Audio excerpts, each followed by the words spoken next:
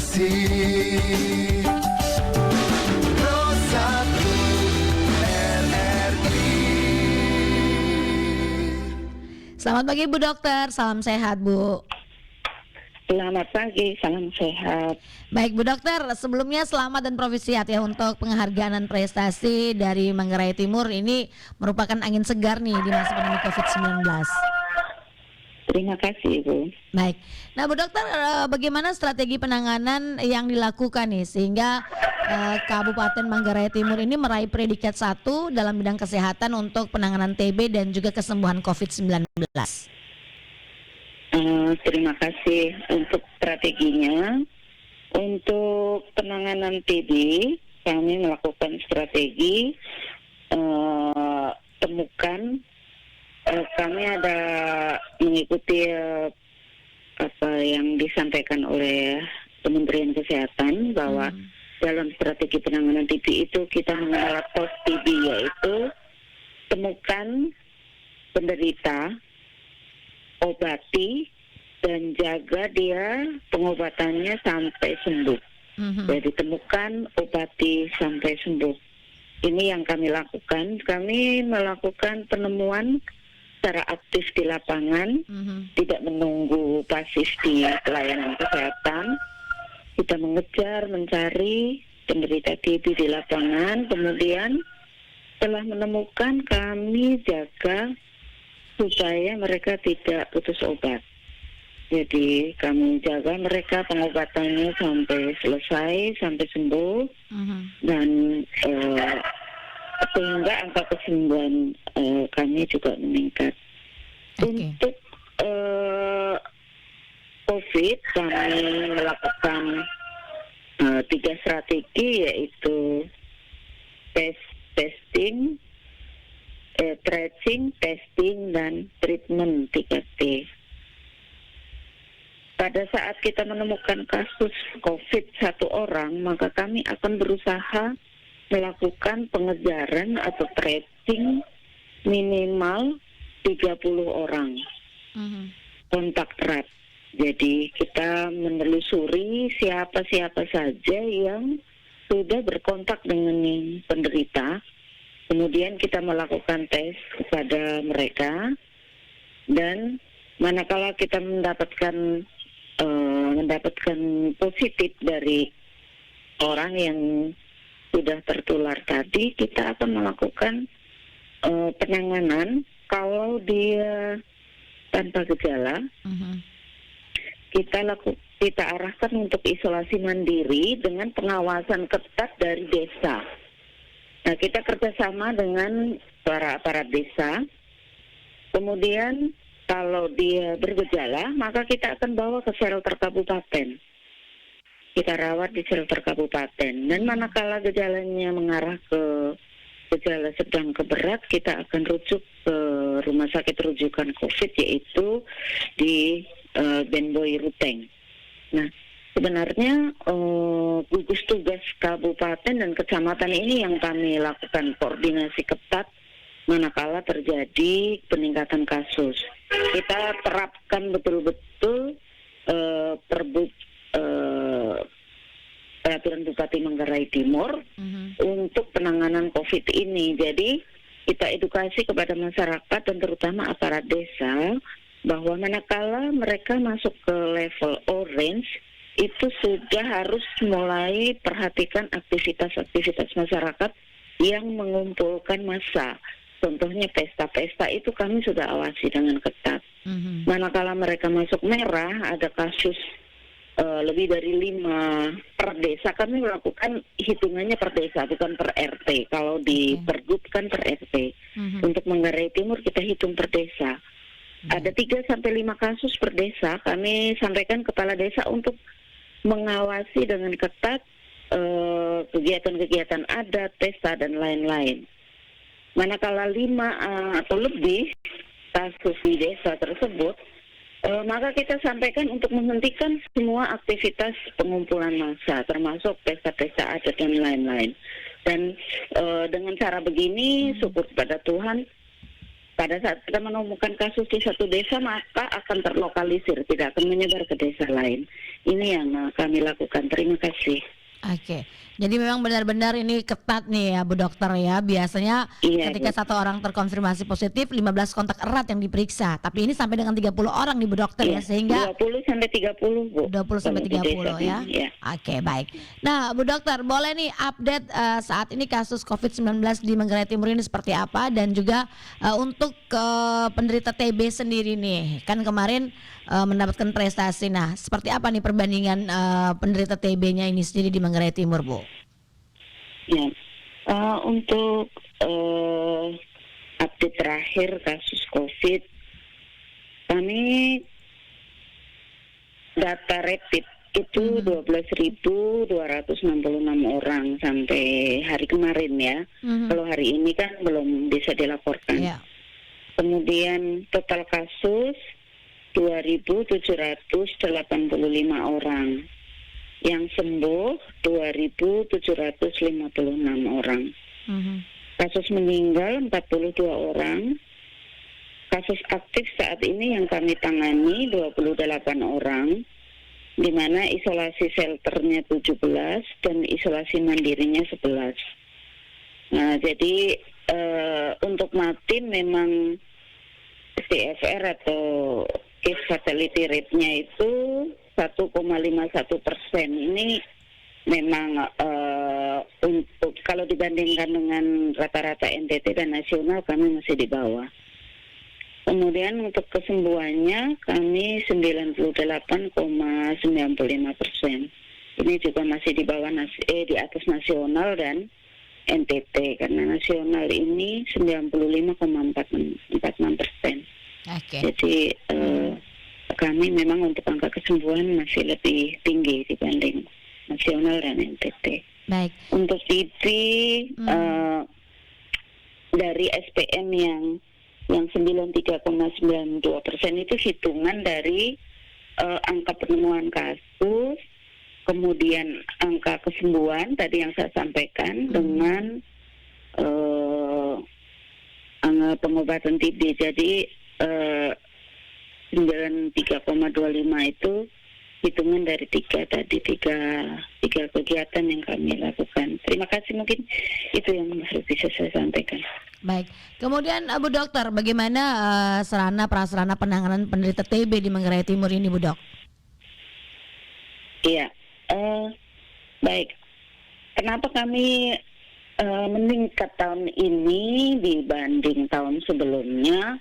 Karena kami sebelumnya itu kalau mau dibilang di nomor bontot terus kalau untuk hitungan NTT ya, Bu. Ya.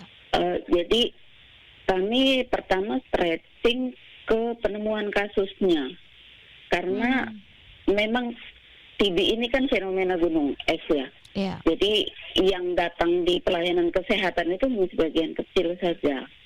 Nah, strategi yang kami lakukan adalah kami menggandeng Patelki. Patelki itu organisasi profesional untuk ATLM. Jadi kalau yang kita kenal selama ini analis kesehatan itu. Mereka yang bergelut di bidang laboratorium. Jadi teman-teman lab ini kan mereka ujung tombak di penanganan TB. Jadi kita menggandeng mereka dan mereka melakukan gerakan pemeriksaan dahak. Pemeriksaan dahak ke masyarakat yang hasilnya sangat menggembirakan, sehingga ada terjadi peningkatan penemuan kasus. Kami memberikan apresiasi kepada ATLM Manggarai Timur yang sudah sangat berkomitmen untuk membantu Dinas Kesehatan menemukan kasus. Kami arahkan mereka ke lokasi-lokasi kantung TB istilah kami. Jadi masyarakat yang kita curigai banyak menderita TB, kita arahkan mereka ke sana dan melakukan kegiatan itu. Kemudian kami juga mendapat bantuan dari provinsi dan pusat di sarana prasarana. Kalau dulu pemeriksaan itu hampir semuanya dan bahkan semua menurut saya itu menggunakan mikroskop.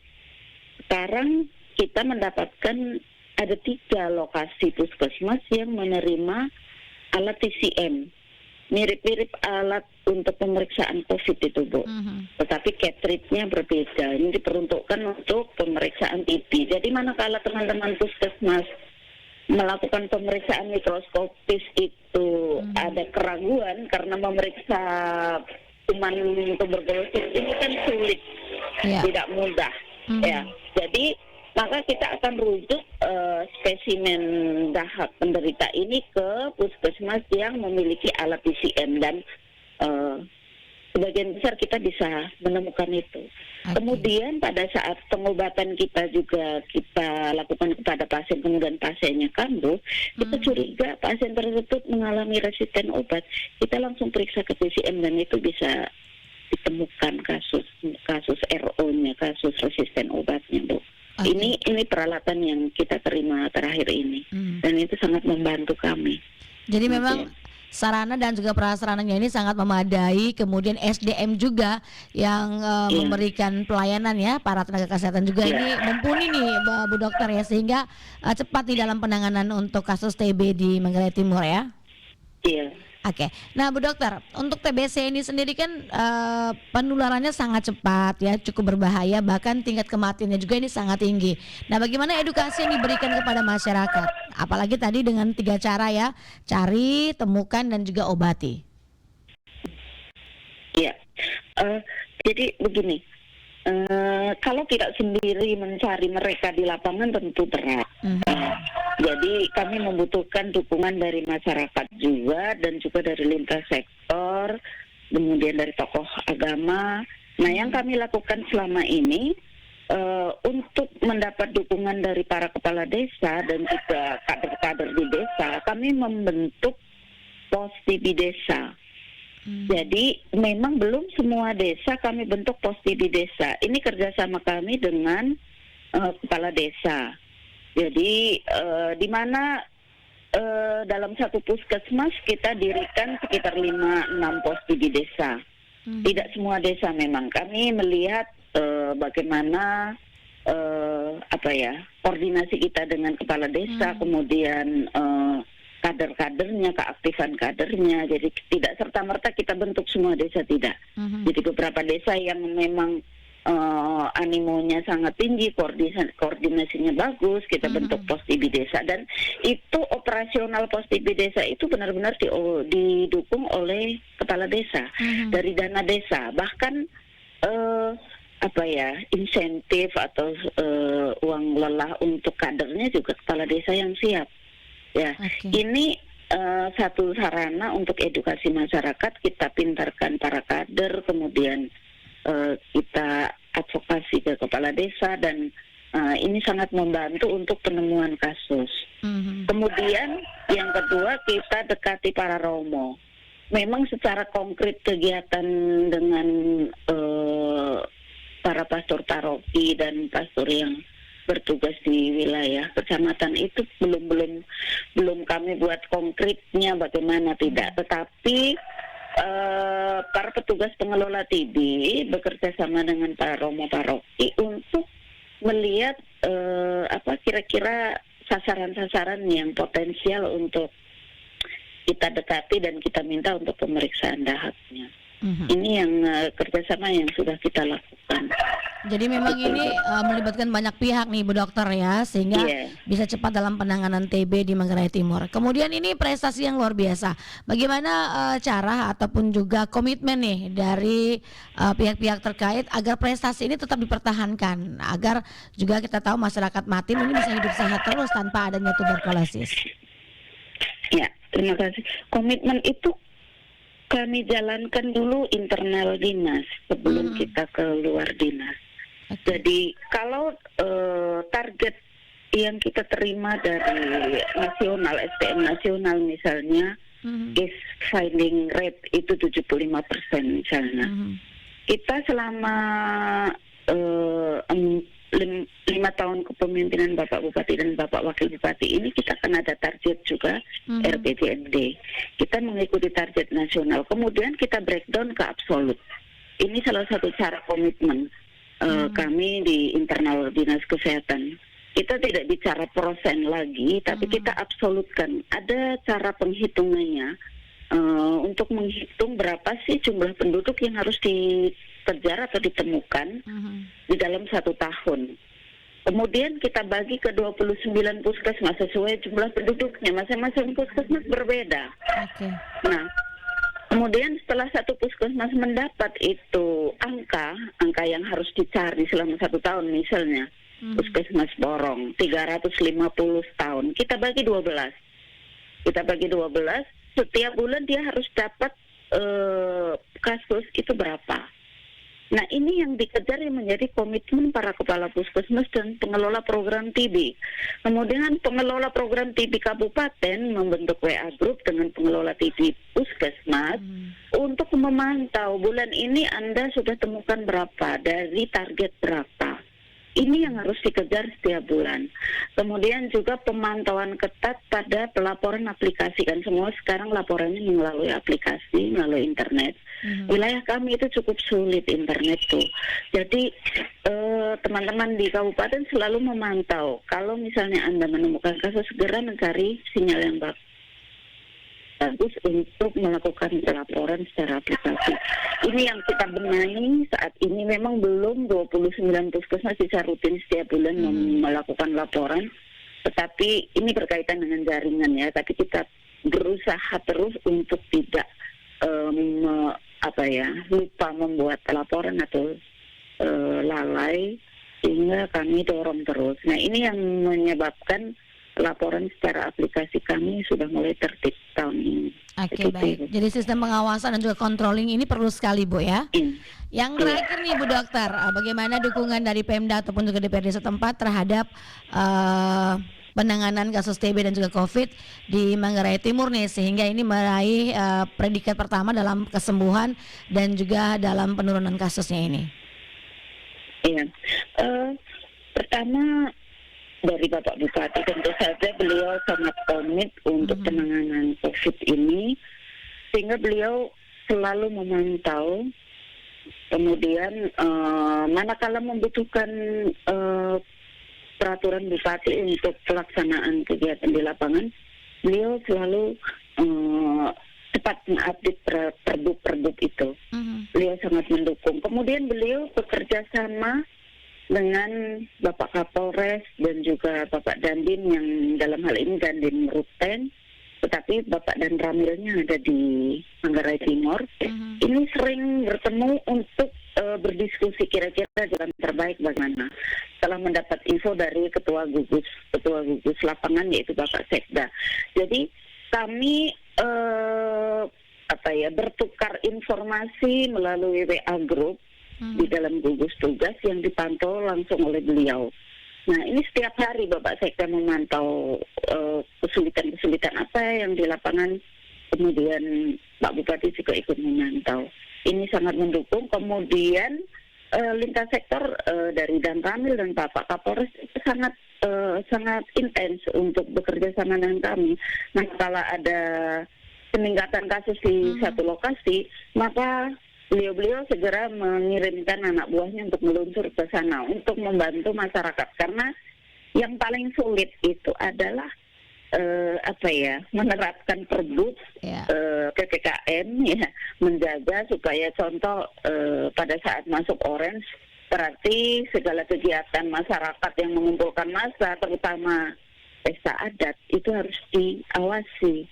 Dan sekarang bahkan dinas-dinas seperti kami, Dinas Kesehatan pun, kalau mengundang teman-teman puskesmas, kami harus melapor ke gugus tugas. Kami lakukan pertemuan di dinas, mengumpulkan sekian orang. Ini komitmen yang kami jalankan sampai saat ini. Kami pun harus melapor ke gugus tugas. Nah, meskipun kami juga anggota gugus.